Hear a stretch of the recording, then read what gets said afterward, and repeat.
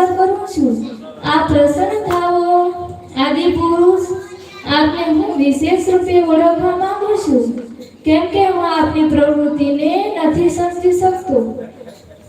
ત્યારે શ્રી ભગવાન બોલ્યા કે હું લોકોનો સંહાર કરનાર વધી ગયેલો મહાકાળ છું.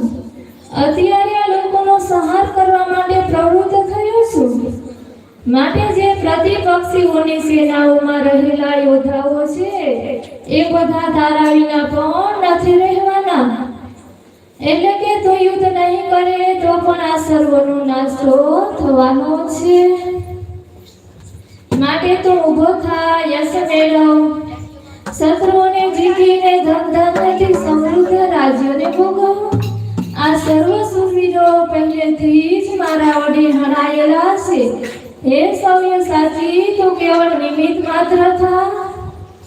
દ્રોણાચાર્ય, ભીષ્મ પિતામહ, જયદ્રથ, કર્ણ તથા બીજા પણ ઘણા બધા મારા વડે હણાયેલા સુરવીર યોદ્ધાઓને તું ફરી રાખીશ માં.